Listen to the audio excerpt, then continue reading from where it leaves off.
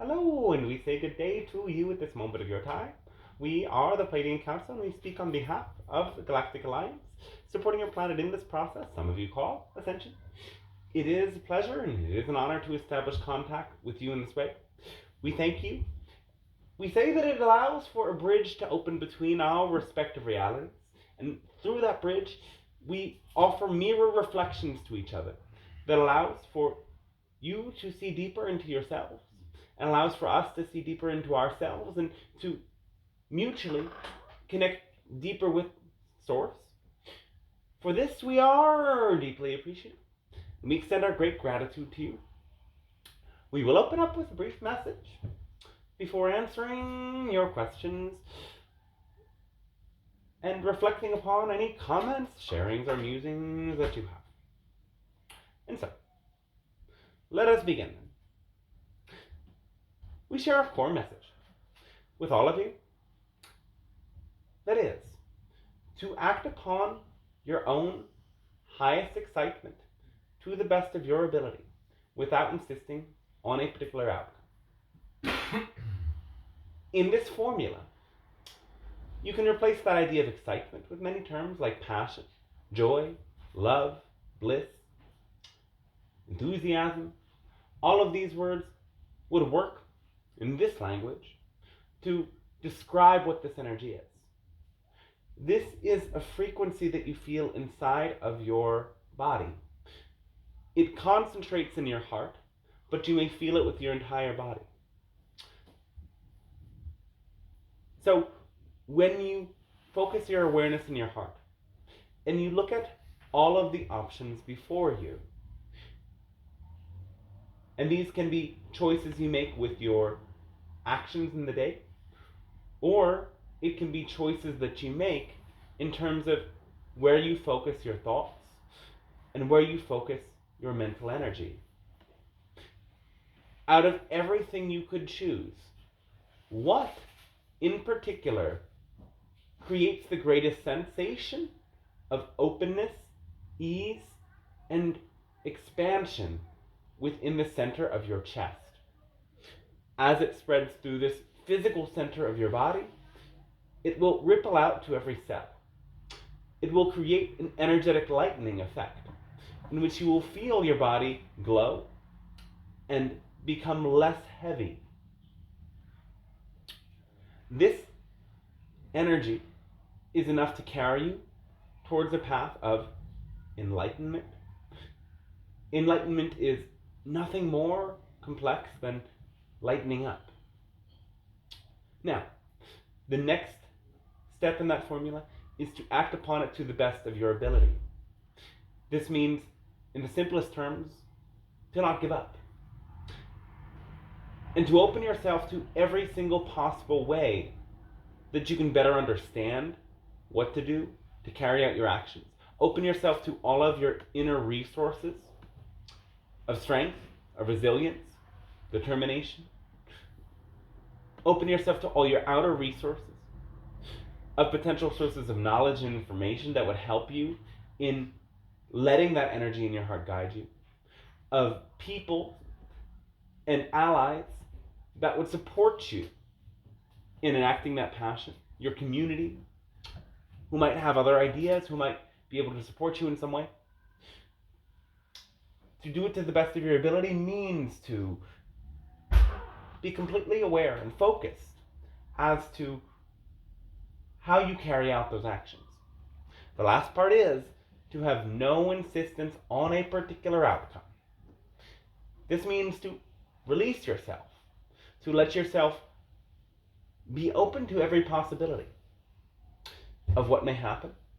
It means to let go of your definitions of success and failure and recognize that if you follow this energy in your heart and you don't get what you wanted initially, you are nonetheless receiving something important. You are receiving a lesson. The lesson that you receive is what allows you to act upon your passion again and do it to the best of your ability with new information, with a new understanding, and with a new perspective. you wouldn't have been able to get that new information and that new perspective without that so-called experience of failure that brought you there. And thus, releasing your insistence on particular outcomes means definitions of success and failure disappear entirely. And you simply experience what you experience. You integrate a lesson as a gift. You integrate the traditional idea of success as a gift. And you continue to act upon your passion. Having no insistence on an outcome also means that if your path takes you to a fork in the road, and all of a sudden you feel as if it's better to diverge and take another path, that you allow that to be all right, that you don't get so stuck on what you said yesterday, because who you are today is a literal different person than who you are now. Or rather, yes, who you were yesterday is a literal different person than who you are now. And the person that matters most is the person you are in the present, in the now. Every single nanosecond, you shift between billions of parallel realities. These shifts make it so that you are a different person every moment. You change so quickly. You shift so rapidly you don't even notice you're changing. But those changes are real and those changes are complete. This formula is one of the greatest solutions to so many of the issues you face in your lives. So, this insistence on particular outcomes is so much of why you feel stuck and confused much of the time. Many of you strive for traditional ideas of success. You do this because all of the pressure in your world guides you to do that. There are spoken and unspoken agreements that this is the most important thing to do.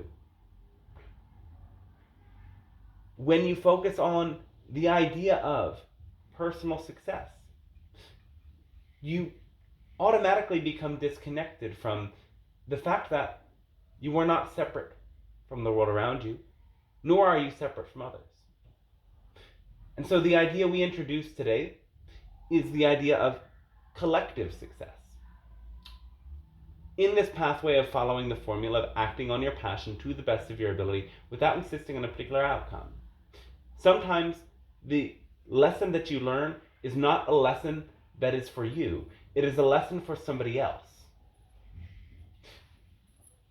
If you shame yourself for making a mistake, the lesson that you receive that is a gift for all of creation cannot be shared.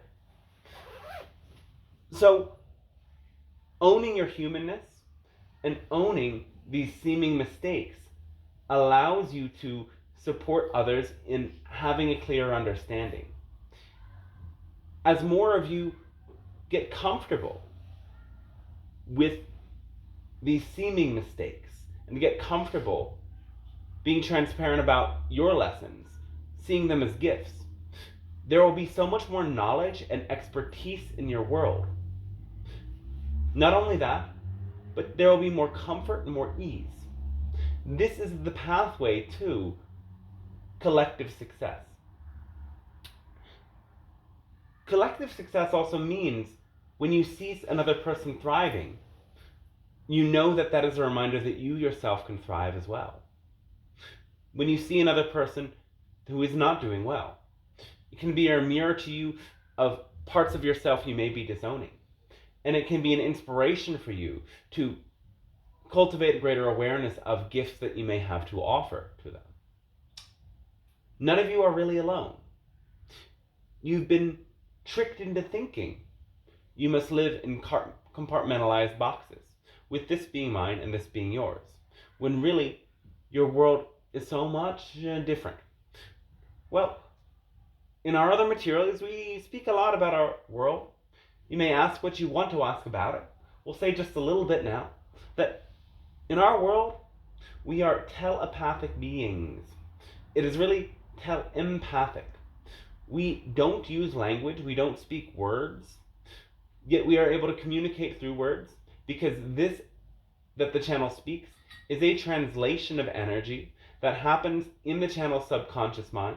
We send to the channel, who is essentially another aspect of our collective soul group, the information that then translates as these words. As information, it can be experienced in the body, it can be experienced as visions. When the channel opens to this energy, all of you have the ability to open to streams of energy from your soul group as well. So tune into that resonance and invite in your own other soul components, past or future lifetimes, to be present with you as you explore this energy today. As we were saying, yes, in our world we don't have language.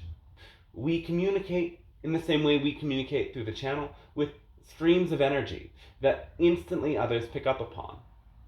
And this means that no one can walk into a space without everyone instantly knowing how they're feeling and what they are experiencing. This means that we are naturally programmed to be supportive to others with our energy and with the acts that might make our communities thrive more. We don't have money. We never used money, really. Everything is provided for, and our planet, which is naturally fertile and abundant, has some farms, though we are aware of where the food that we need comes from. At future times in our world, we no longer eat. In some timelines of our world, we have still eaten, though again, yes, we've not had money in those timelines either. It simply was there for us. All of the technologies we needed were shared with all of our society and all of our world. Your world can head in this direction. Your world can head in the direction of everything being accessible and everyone being telepathically attuned to others. Sometimes you might consider this a challenge when you go into a state of sympathetic trigger. And a sympathetic trigger is very different than an empathic resonance. The difference between this sympathetic trigger and an empathic resonance is at that sympathetic level, you perceive that some separate entity is experiencing pain or suffering. And you experience that this is something negative, this is something wrong. It's not something you can do anything about. This can trigger other negative beliefs within you. Perhaps it triggers what is unresolved in you. Perhaps it triggers a sense of shame or guilt that you cannot help, or that you don't have that same struggle or that same story. Whereas when you shift into this heart-based perspective, that you are all part of that same universal field of energy, you are able to simply feel the struggle or the pain of another and let that energy pass through you. You are able to note that by opening to what they are experiencing in a non-judging way, tuning to the energy of love, you are helping them channel some of that energy out of their system and bring in a higher frequency. Essentially, you are doing this work now with your collective by raising your own frequency and opening to these multidimensional energies and opening to each other. You can also feel the suffering and pain of your collective, and you don't have to be in that sympathetic frequency about it, in which you feel as if the struggle is so horrible for the rest of the world, and you are somehow more privileged, and that might be a bad thing. You can open to what they are experiencing and recognize that it is a part of the soul evolution of humanity for this to be the reality that transpires.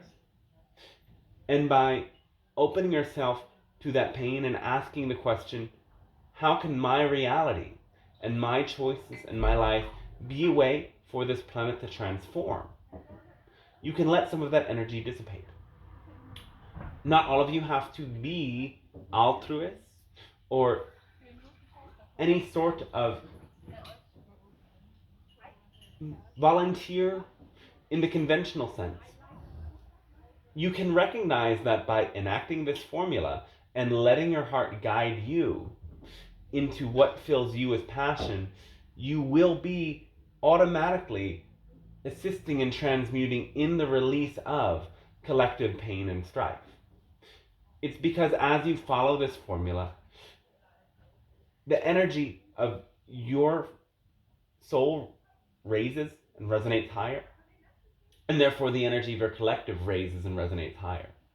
As you act upon your passion and set that example, others start to do the same thing around you automatically, and they too will raise their frequency. So open yourself to others, open yourself to what lies within your heart. Let this energy of passion come through you. It is an exciting energy, but it is a calming energy. You will recognize that this energy makes you feel very vital and very alive, yet it also allows you to relax and surrender, because in feeling this energy and working with it and acting upon it, you will recognize that you are on the right path, you are in the flow, you are letting spirit work through you to guide you to exactly what you need to do. We say need with a sort of emphasis in that this might not be the exact right word. It may feel like a need because you may recognize it is the one pathway to your soul's expansion. So you will always have that choice. You can choose to do it or you can choose not to do it. However, yes, if you never integrate any of your passion into your life, it will actually have a detrimental effect on your body as well. So know that this formula is so manifold that it is also a part of your own health and vitality. Passion is the missing ingredient in your health. And when you start to understand this, much of the medical systems and even some of the alternative healing systems out there will become obsolete, because you will recognize the importance of being in alignment with what one loves to do and how one loves to do it. You will understand the importance of allowing souls to be as unique and differentiated as they are, so they can carry out the tasks that they came here to carry out. We thank you for allowing us to open up with this message today at this moment of your time, and now we ask, in which ways can we be of service to you with your questions, comments, musings, and sharings, beginning whenever you would like. I would like to ask if the Pleiadians have a message for me specifically. Do you have a question for us more specifically than that? No. Then we don't have a message that is any more particular. For, again, you've met us. We are not psychic readers. We are a mirror reflection of what you bring to the mirror. That allows you to see deeper, multidimensionally. But we are not going to psychically read you. So don't do that, all right? Yeah, then I just need time to... All right, then think about it and come back to us. I have a question. Yes.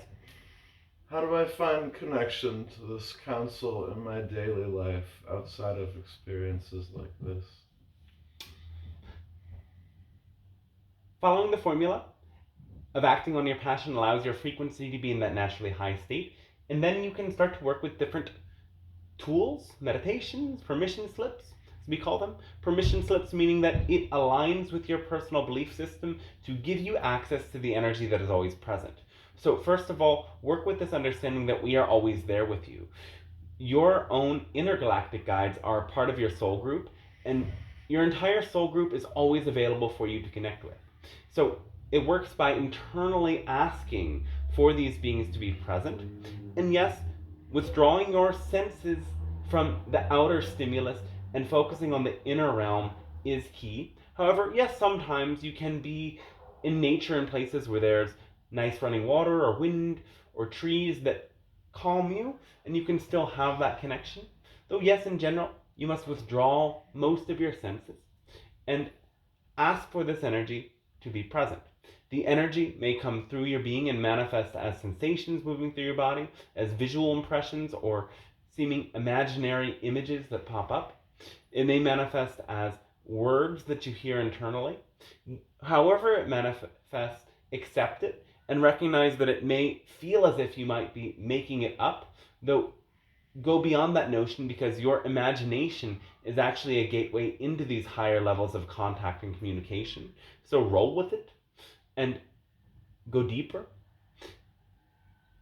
And you may then wish to speak aloud the voices that you hear. You may wish to write down the messages you receive. You may wish to draw the images you see. You may wish to describe that experience in some way, whatever way works for you. You may play with the idea of a channel of light connected to your heart that goes out through your crown chakra and through your own sun and connects all the way to the galactic center. Then it also branches off to areas in between, to particular stars that may be of interest to you. Many of you here have soul connections with Pleiades and our stars Maya and Alcyon, to Sirius, A and B, to Arcturus, to Andromeda, to Lyra, to Vega, to Zeta Reticuli, and the realm of the Greys and the hybrids. So open yourself to whatever connections work for you. Imagine those gateways connecting from your heart to the various stars out there, and picture that light pouring in as a waterfall, and play with however that energy manifests in your body and in your consciousness.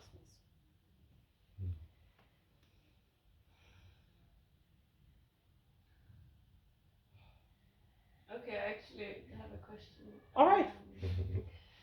I would like to ask if the Pleiadians could tell me something about my biological parents. All right, yes.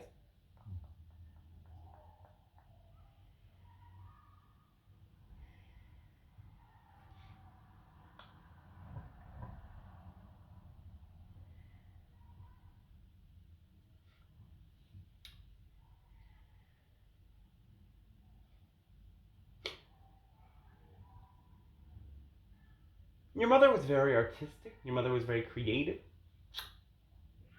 It was naturally her way, though it wasn't always allowed to express in her experience.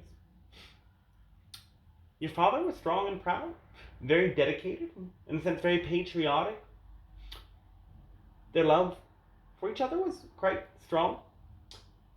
The last years of their life were certainly very challenging, though they carried a deep sense of unconditional love for you. They also want you to know that you can connect with them if you wish to, calling them in, calling in many other ancestors. Not necessarily all of them. Call upon your own guardian ancestors. They themselves can act as guardian ancestors for you as well. Anything more specific you would like us to tune into? Are they alive? My biological? No. No. Both of them are.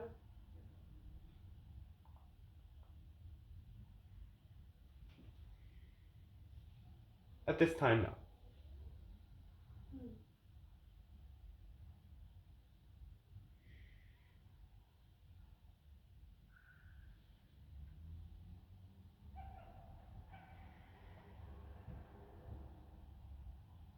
I have a question in terms of communication.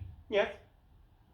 And it is that we have this tool which is speech and thought that we use now, and it is bound in words and different languages. However, I keep having this sensation that it is lacking in so many ways, and there's so many things that are uncommunicative through Yes. language. All right. Yes. What is there a more efficient way of communicating with other beings and gaining a greater sense of understanding than speech and writing and this kind of relation? Eventually, yes. For now, no. Though you can experiment with these other levels of communication as they may reveal to you the gateway into that telepathy. So, there are many different practices of this nature. You can practice with eye gazing, transmitting energy to another person. You can practice sending thoughts to another person and receiving them. Be aware that this happens on an emotional level. So your ability to feel what you want to communicate and be transparent about it will allow that energy to be broadcast to the other person. Then the one attempting to receive that transmission must feel deeply the energy of the other. Part of the reason why telepathy is very difficult for you at this time is because you conceal a lot, and many of you don't say what you mean. So by doing some of the work that you do today related to authentic expression, it paves the pathway to telepathy. For by going beyond masks and pretenses and getting to the truth of what your expression is, you will naturally carry the emotional energy of exactly what is real and valid for you, and others will be able to feel it and interpret it right away. When you have pretense and you attempt to perform and you attempt to present an image, it creates a distorting layer that makes it more difficult to tune into the truth and communicate telepathically. Many people who are sensitive may be able to feel that somebody is hiding something, but they might not exactly know what is going on. So, getting to that point then involves learning to become transparent, and you will use words and language to accelerate and move through that phase of evolution. You can also experiment with aiding in this transmission of frequency and energy with sound, with tones like you did, or with light language, which is simply to let your voice move and express freely in whatever tone and sound and tonality wants to come through, while focusing on the specific imprint of energy that you want to share with others. These are all the various ways that you will move from this phase of your limited experience of language to your eventual experience of pure telepathy. However, we also want to remind you that even though language is limited, your reality is still constructed by it, and everything you experience exists through language. Your beliefs are learned through language. They're imprinted through language. Your emotions are the result of your beliefs. Therefore, so much of your experience is only possible through your language.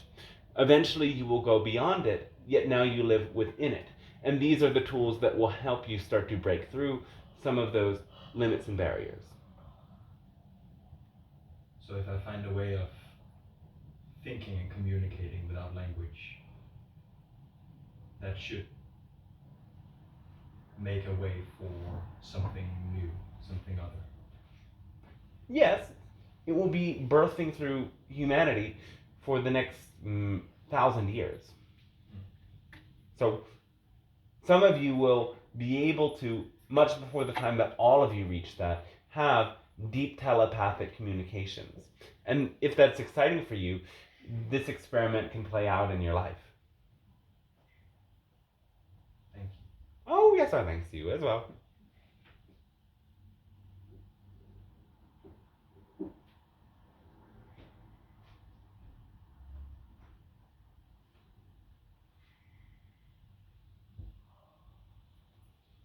I have a question. All right. So everything is happening now. Yes, it is. And I have a lot of memories of past lives. Yes. How can I use that in my present incarnation? Well, you can connect with these soul aspects in meditation, in a regression, and ask for them to share the information that's relevant for you. Ask for them to share the gifts that are relevant for you. You can channel gifts and talents from these other lifetimes and naturally develop the same talents in this lifetime. For example,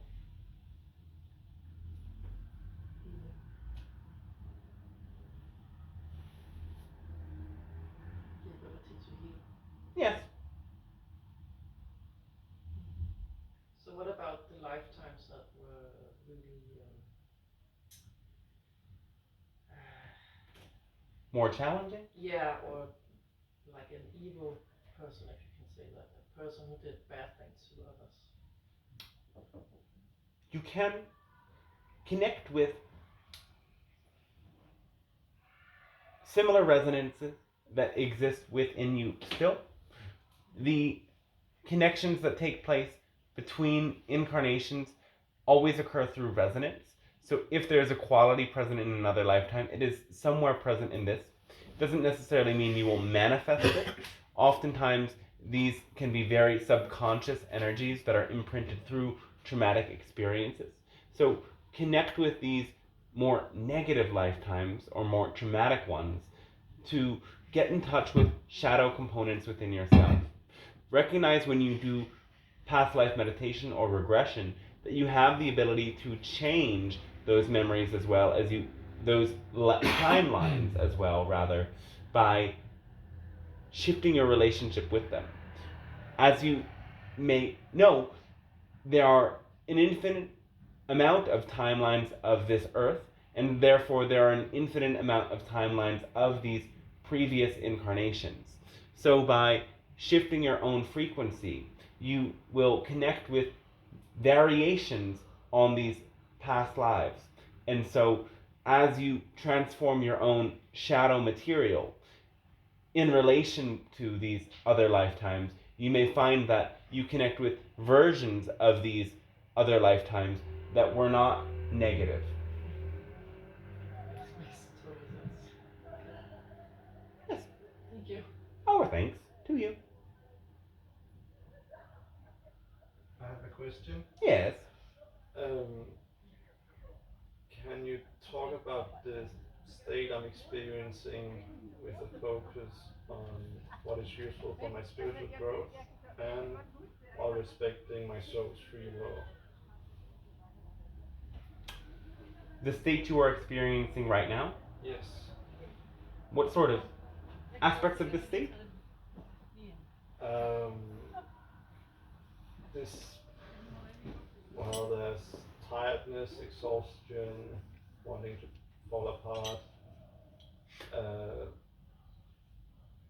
inwards focus, kind of forced in a way, Yes. So and physical weakness as well.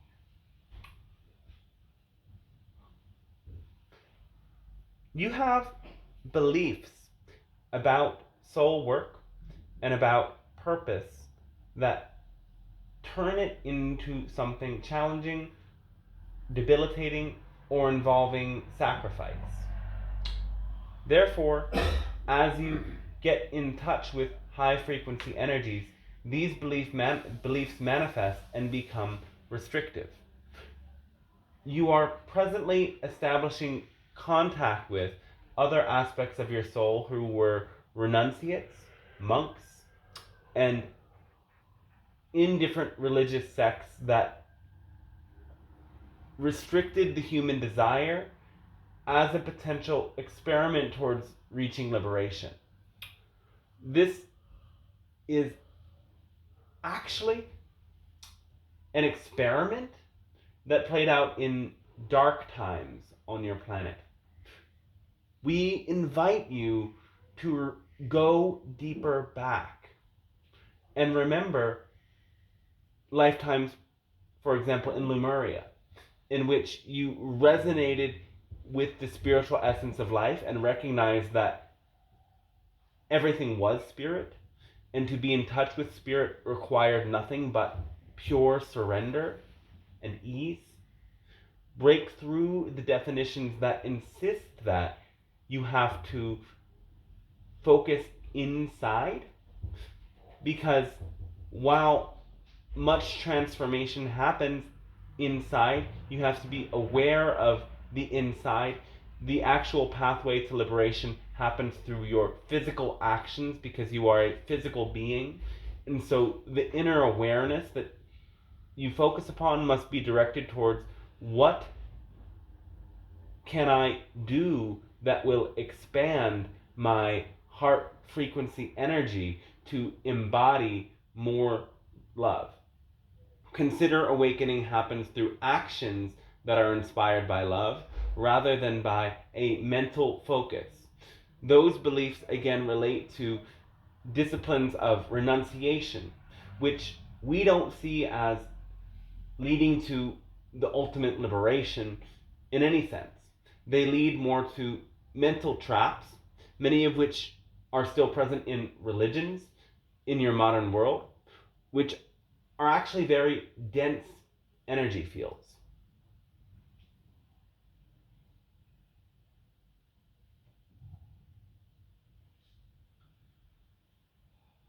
Thank you. Yes. We would say this to play with all of you. That not in every case, but for example, as we assess the frequency vibrations of your world, there are instances of heavy metal concerts that have higher frequency energies than Buddhist monasteries. Not every Buddhist monastery, but examples of a Buddhist monastery. You see what we're saying? It is the formula that is honoring your passion. What is your passion? What lights you up? That is what will liberate you. It is not a mental focus. It is orienting your mental focus towards what ignites my passion, what makes me feel good, what makes me feel like myself.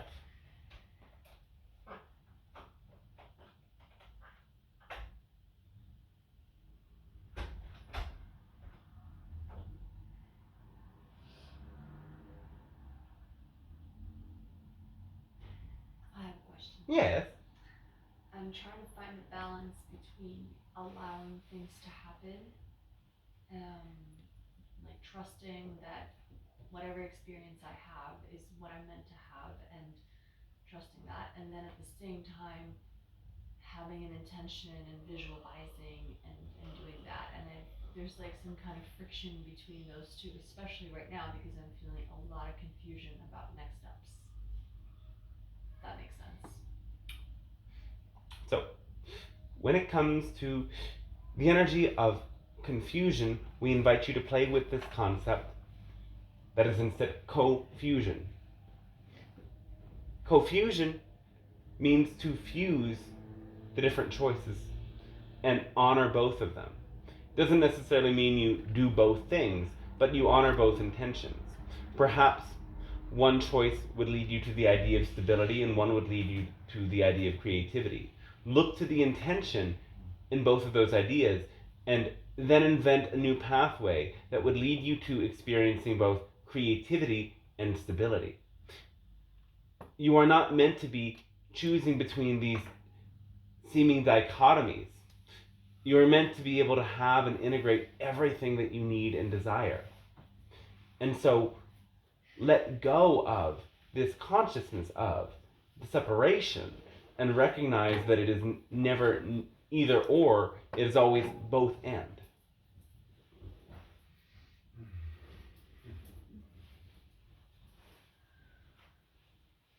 And so then as it comes to making the decisions,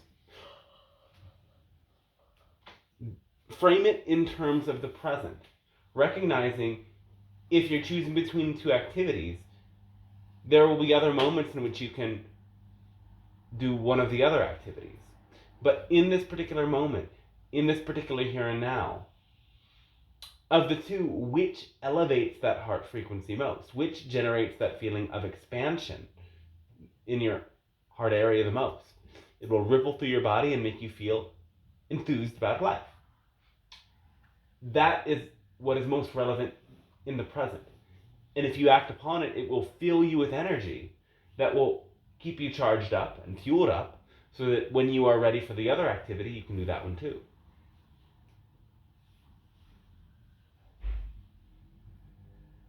And what happens if you're going back and forth between the two from one day to the next? The ego driving you nuts. Like one day this one, the other day the next, and back and forth. It won't make you nuts if you're really in the present. The part that is the nuts part is the insistence that it leads to something definitive. Remember, your core priority is your passion. And so if you're feeling good and enthusiastic, it doesn't matter how many back and forths you make. You might be a creative that's working on a novel, a portrait, and a film.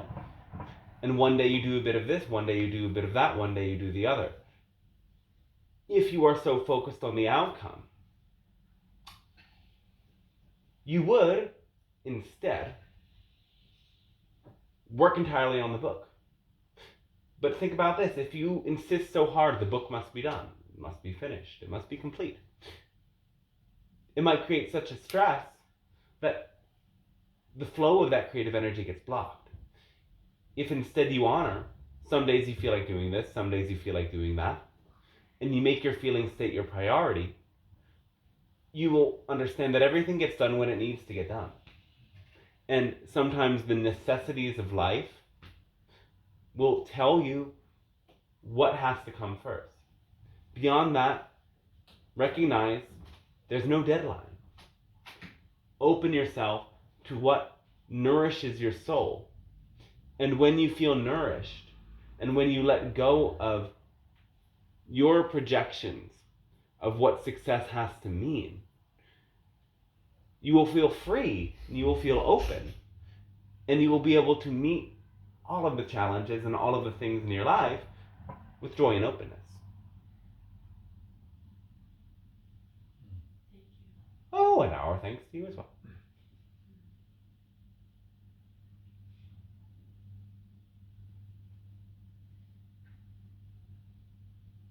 I have a question. All right, yes. Should I pursue being an entrepreneur? Does that excite you? I think so. Then do it, yes. If it excites you, if it activates your heart, fills you with joy, yes, certainly do it. Thank you. Our thanks to you.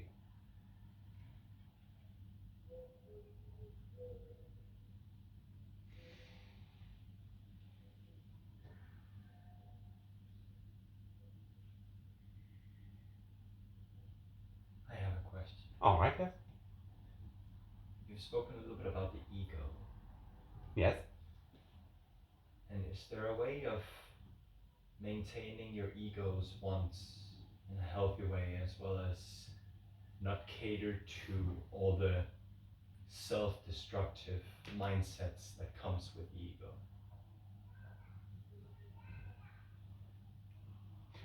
Well, we relate to the ego as the sense of self. Your ego is your sense of who you are. Your ego is necessary. You need ego to differentiate between yourself and the other people around you. Ego becomes unhealthy when it is based in comparison. Comparison stems from fear-based consciousness and says, this person is bad at this, or this person is bad, is not worthy. I am better than others. I am worse than others. These are the sorts of ego level consciousness ideas that limit you and are out of alignment with the formula, because they usually come with insistence that you improve, that others improve, that you are better, that you are worse. Otherwise, ego is very healthy.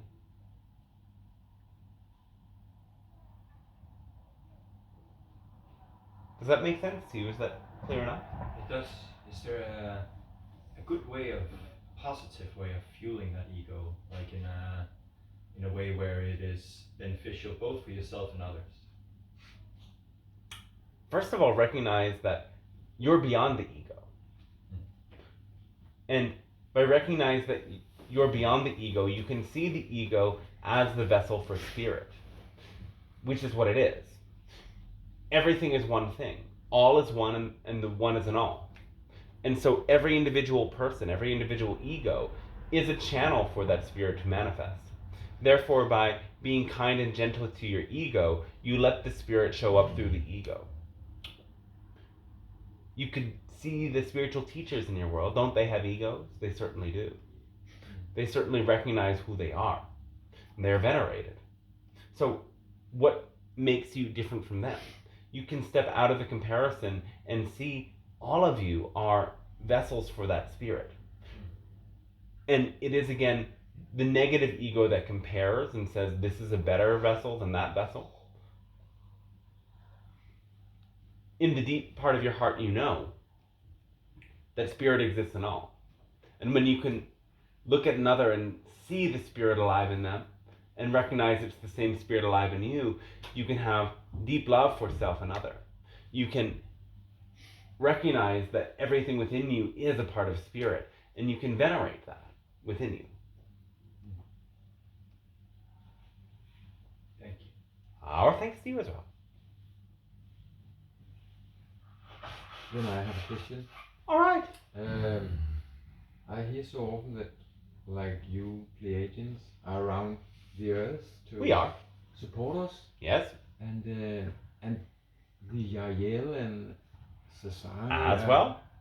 at the same time. And Yes. what is the difference somehow between what you're doing or your energy? Or... Between the energy of us and the Yahyel. Yeah. So, the Yahyel are your children, and we are your cousins. Does that make sense? No. Yes. Well, that is the difference in our relation to you. The difference in our frequency is quite a bit different. So, the hybrid beings, known as Sasani, Yahyel, Yahyel, Greys, emerged from timeline splits.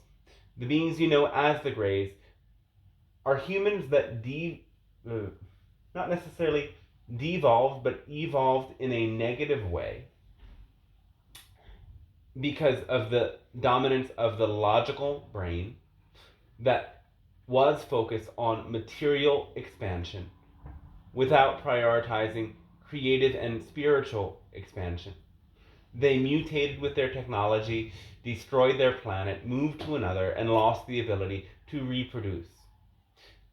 The only possible way for them to continue to survive after the series of self-cloning was to find a suitable version of Earth to come to, and to splice their DNA with that of humans, creating new races.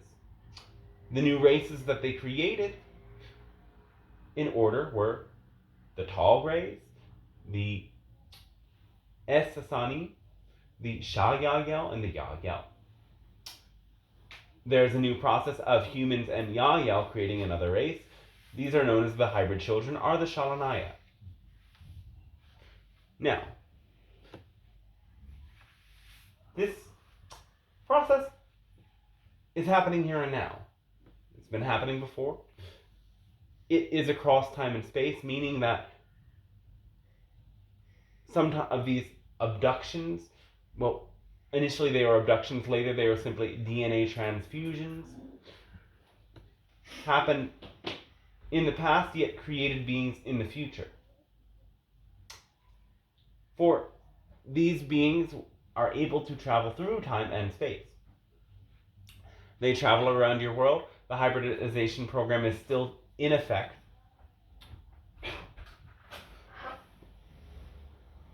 The difference between us and them is that, well, we are not interested in hybridization with you.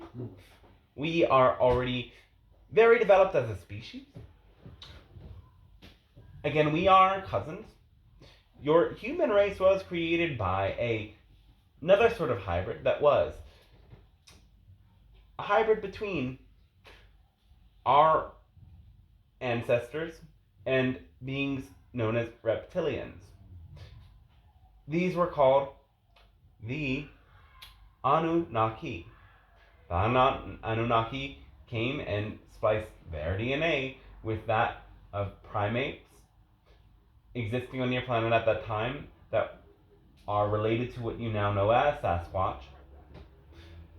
And they existed, these beings, yes, created you. They used you as servants for some time until they withdrew from your world and let you evolve on your own right. Our ancestors evolved on their own timeline with that one split off into the Anu and eventually became what is you now know as the Pleiadian beings who interact with your world. We are present around you. We will be of the first to create open contact experiences with you. You can note a difference in our ships. Our ships are typically saucer-like and appear as circular lights. The ships of the SSani are triangular. The ships of the Yahyel appear in different geometrical shapes. They are sometimes hard to distinguish between our ships.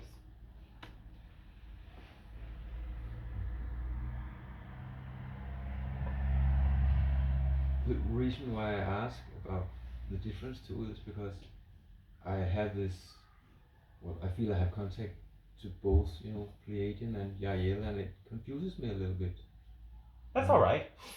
The Yahyel are also in communication with us, and so sometimes you might get a bit confused when reaching out with them, as we are usually present witnessing the interaction. Yeah. Again, we never come in alone. As we say in the beginning, we speak on behalf of the Galactic Alliance, and members of the Galactic Alliance come to connect with you as well in the space.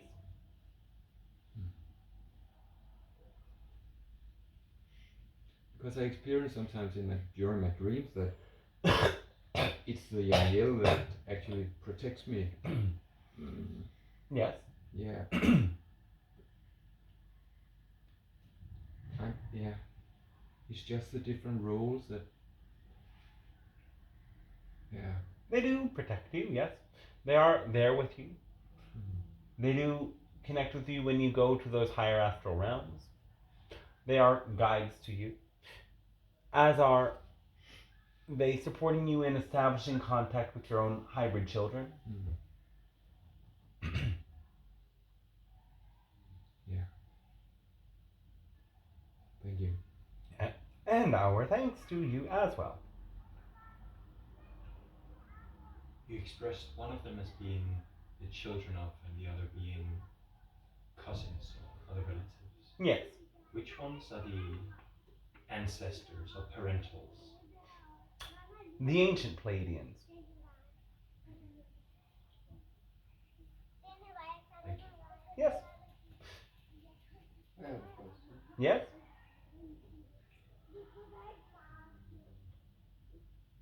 I've been told that I must step into my power to grow more hair on my head, and remove All right. my beard. All right. Do you have any advice for that?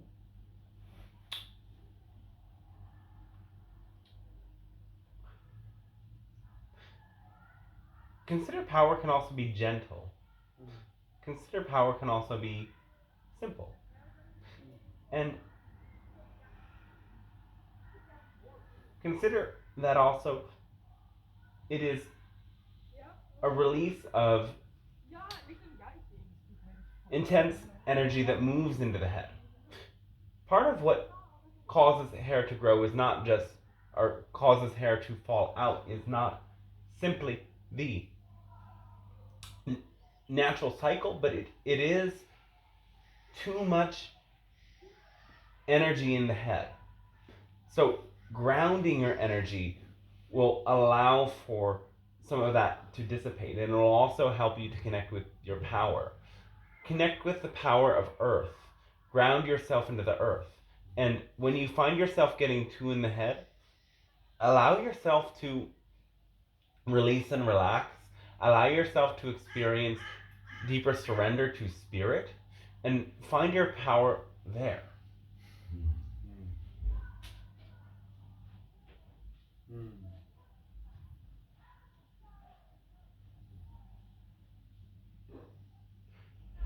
In order to be fully in your power, you don't have to be bossy, loud, aggressive. Sometimes you associate this with power in your world, but some of these things are actually the same forces that cause too much of your energy to leave the lower part of your body and go up into your head, which is very counterproductive to what you want. So consider that gentle power. Find your power in stabilizing your energy in your lower chakras, and focus on this navel point as your power center. You may want to do core exercises and physical activity that connects you with the center of your body, holding this abdomen and allowing any energy that seems to push you into your mind back into the center, back into feeling, back into a deep sense of connection with your innermost self. There you will find your power. Or thanks to you as well.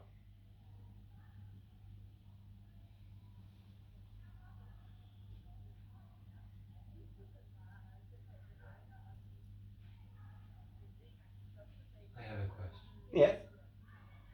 In terms of energetic blockades in the body, in your chakra network, is there ways of identifying and nullifying blockades in a way that is efficient?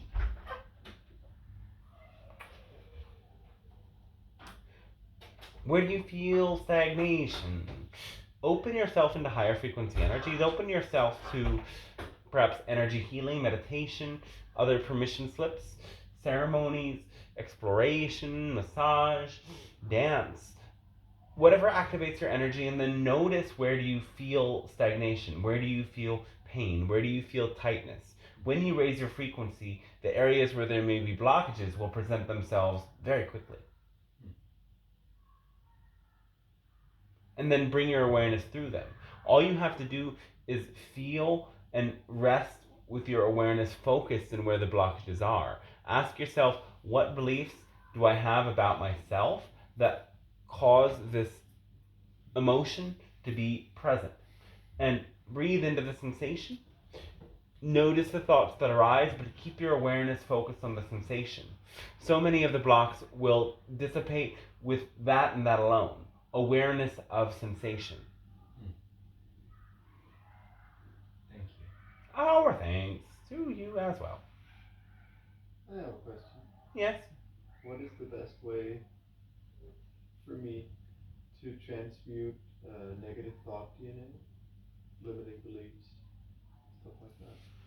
Just been carried. To transmute a negative belief, you have to focus on the opposite belief. So recognize what those thoughts are that recur, that are negative, and ask yourself, what might the opposite thought be? Focus on the literal opposite thought, and then look to evidence of that opposite positive thought. Perhaps if you believe that you are not capable, then focus on the idea you are capable. And Look to all of the areas of your life where you've proven your capability. Look at all of the things that you do for yourself and others. Look at how far you've come. Look at all the evidence that shows that you are functioning well and strong. If you feel as if, well, yes, you can think of many other examples. You have to reorient yourself, and you have to be willing to face the negative thought and the negative belief and give expression to it. But always when you give expression to it, give a little bit more expression to what its opposite is. If you acknowledge that there's still a presence of shame, then spend just a little bit more time speaking about how you are cultivating an energy of self-worth, self-love, and deep acceptance. In this way, you can move the energy that is stuck while filling that with the nourishing new belief, a new perspective that will eventually totally uproot the negative beliefs. Oh, what are thanks to you as well.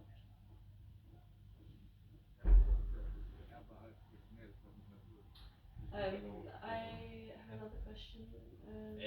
I was wondering, from the planets you mentioned in the beginning, which one do I have the strongest connection to? Pleiades. Okay, so not Pleiadian. Oh, You also have a connection to Sirius, serious.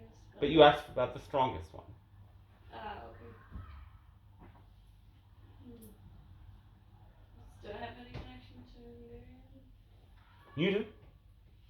So I have a connection to all of them? Yes. Okay.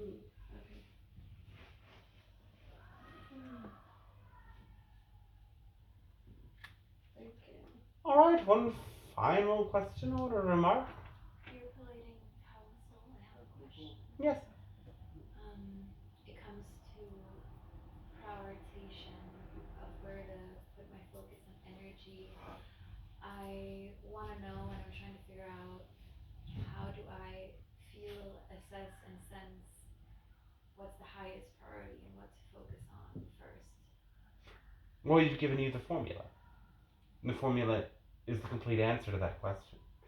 What you're most excited about is what to focus on first.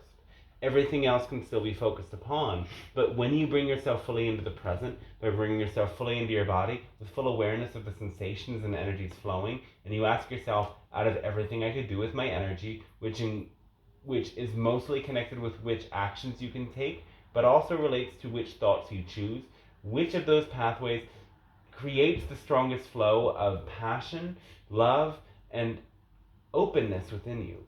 Choose that one in the present. And let yourself surrender to whatever may result. Thank you. Oh, thanks to you as well.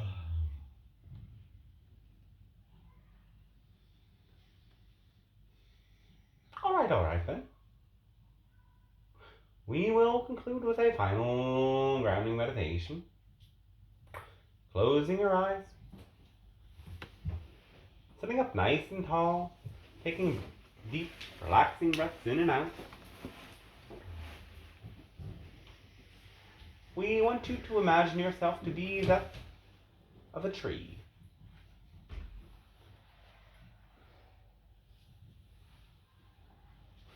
Picture great grounding roots of light that go out from the base of your body, out through your tailbone and the base of your spine, out through the soles of your feet as well, and deep into the earth.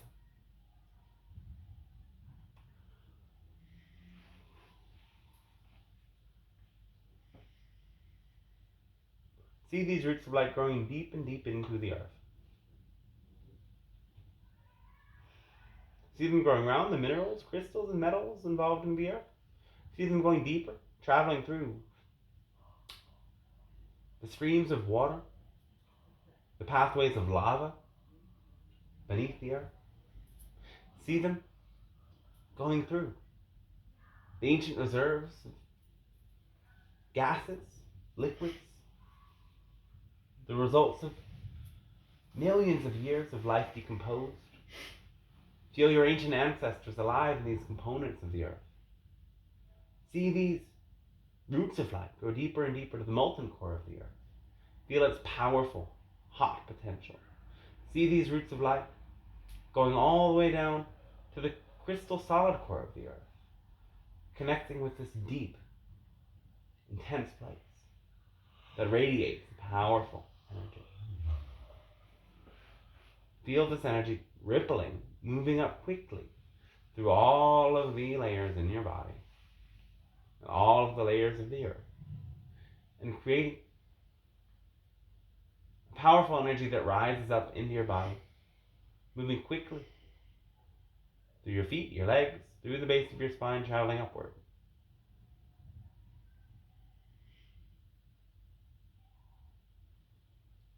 Traveling all the way up, through your heart, through your neck, chest, back of the neck, into your face, and to the top of your head. And open your crown chakra, seeing a pillar of light that spreads out around your body. It travels all the way down to the center of the earth, and all the way up to the center of the galaxy. Imagine going out beyond that crystal column of light, through the sun. Imagine going all the way out through that column of light to many stars of healing, such as those we've mentioned, Arcturus,